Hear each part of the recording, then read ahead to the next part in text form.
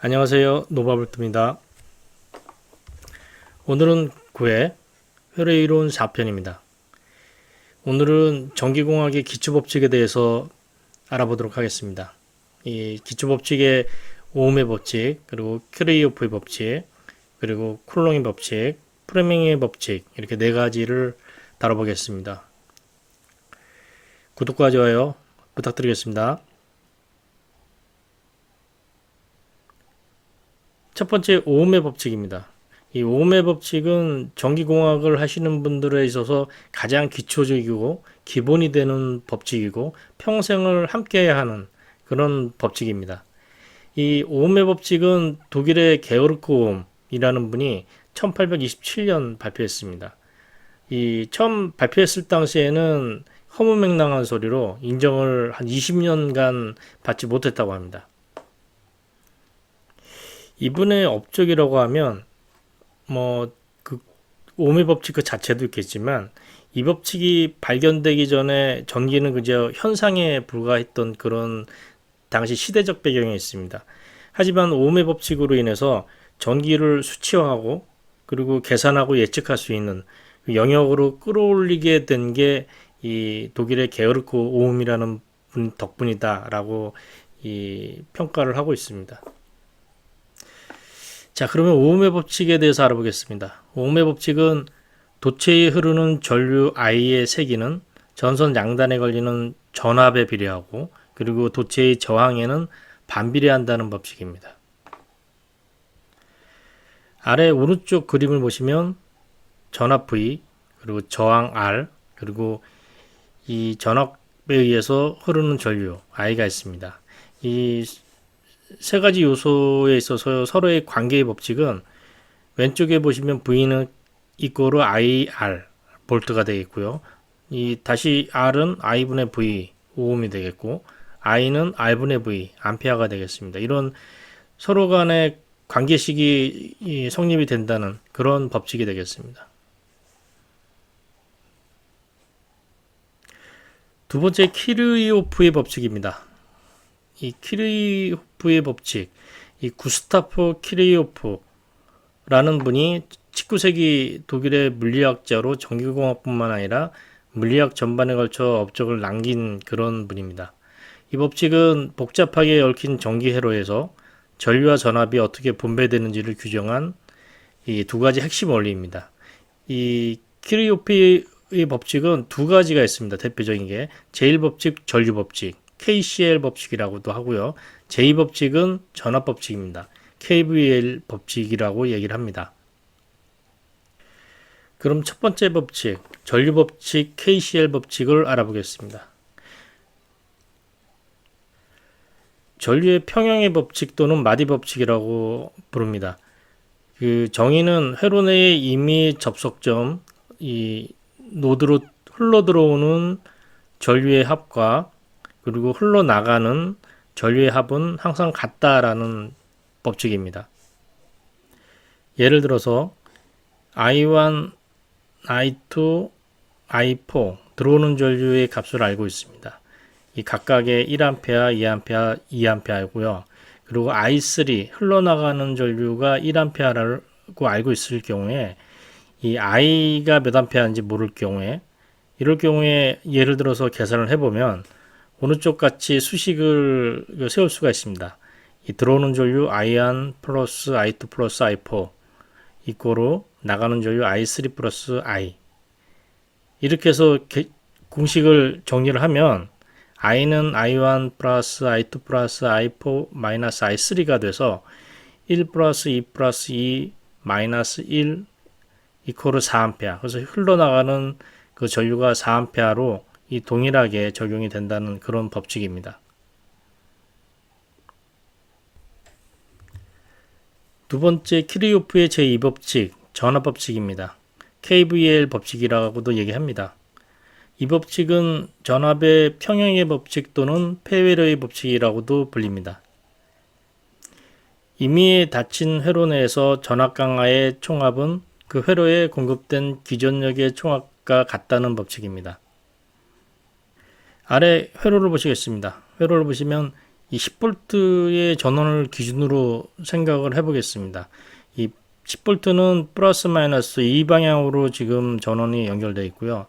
나머지 저항에서는 전압 강화, 그리고 이 반대편에 전원이 하나 더 연결되어 있습니다. 근데 10V 기준하면 플러스 마이너스가 반대로 연결되어 있습니다.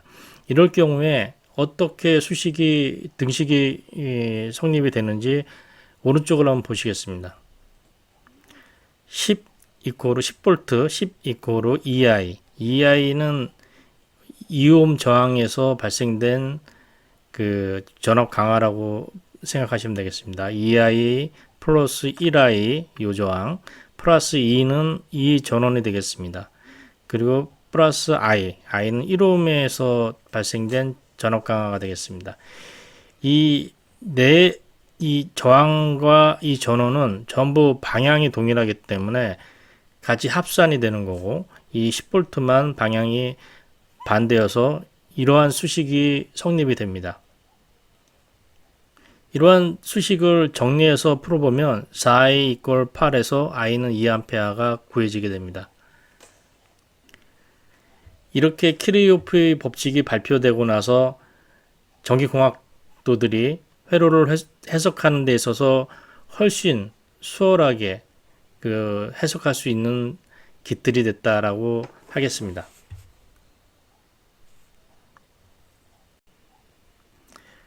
세 번째는 쿨롱의 법칙입니다. 이 샤를드 쿨롱은 원래 프랑스의 군 공병 장교였습니다. 이 서인도 제도의 요새 건설 업무를 수행하다 이때 쌓은 실무 경험이 훗날 정밀한 물리 실험 장치를 고안하는 미끄럼이 되었고, 이 쿨롱은 공병 장교 시절 연구했던 금속선의 비틀림 탄성을 응용해 전하 사이의 힘을 측정하는 데 성공을 했습니다. 그럼 쿨롱의 법칙에 대해서 알아보겠습니다.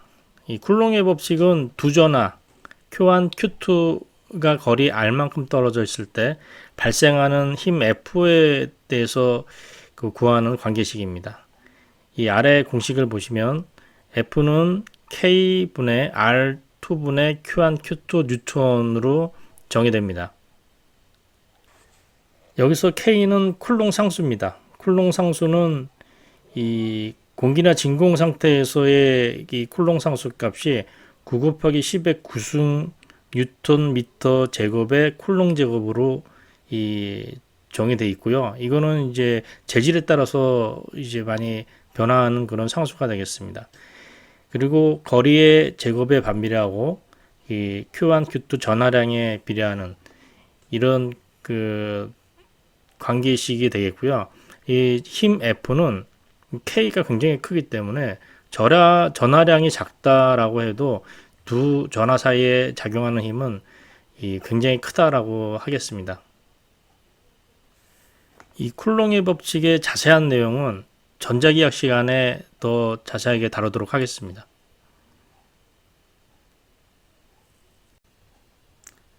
네 번째, 플레밍의 법칙입니다. 이 플레밍의 법칙도 많이 들어보셨을 겁니다. 이 전기공학도라고 하면 가장 많이 사용하는 법칙 중에 하나입니다. 존 앰브로즈 플레밍 1849년에 태어나서 1945년, 거의 이분은 이 시대에 100세 가까이 사셨습니다. 굉장히 오래 사셨고요. 영국의 전기공학자고, 이 복잡한 벡터 계산 없이도 전류, 자기장, 힘의 방향을 누구나 알 수 있도록 손가락 법칙을 고안한 분입니다. 이 전기기기, 모터나 발전기의 원리를 설명할 때 지금도 전 세계에서 가장 많이 사용하는 방법 중에 하나입니다. 이 플레밍의 법칙 외에도 또 대단한 업적이 있습니다. 이 현대의 다이오드에 해당하는 조상격인 진공관을 발명을 해서 이 전자공학의 시초라고 불릴 정도로 대단한 업적을 남기신 분입니다. 자, 그러면 첫 번째 플레밍의 오른손 법칙, 이 발전기의 원리를 설명할 때 사용하는 법칙이 되겠습니다. 이 자기장 속에서 도체가 움직일 때 발생하는 유도 기전력의 방향을 찾을 때 사용을 하고요. 이 엄지가 운동 방향, 그리고 검지가 자기장 방향, 요 두 가지는 알고 있을 때 유도전류 방향을 찾을 때 사용을 합니다. 그 유도전류의 방향이 중지에 해당하겠습니다. 아래 왼편 그림을 보시면 여기 F, 힘이 엄지, 그리고 B가 자기장의 방향, 검지가 되겠습니다. 그리고 유도전류의 방향, I를 찾을 때 이 중지에 해당하는 방향이 이 유도전류의 방향이 되겠습니다. 그림과 같이 오른손 손가락으로 한번 펴서 방향을 한번 맞춰 보시기 바랍니다. 두 번째 플레밍의 왼손 법칙입니다. 이 전동기의 원리를 설명할 때 사용하는 법칙이고요. 이 자기장 속에 전류가 흐를 때 도체가 받는 힘의 방향을 찾을 때 사용을 합니다. 검지가 자기장 방향, 중지가 전류 방향, 이 두 가지를 알고 있을 때 힘의 방향, 이 엄지의 방향을 찾을 때 플레밍의 왼손 법칙을 사용합니다. 전류 방향이 중지, 그리고 자기장 방향이 검지, 그 힘의 방향을 찾을 때, 이 엄지를 찾을 때 사용하는 법칙이 되겠습니다. 오른편 그림과 같이 왼손 손가락으로 90도 간격으로 만들어 보면 이 벡터와 같은 방향을 확인할 수가 있습니다.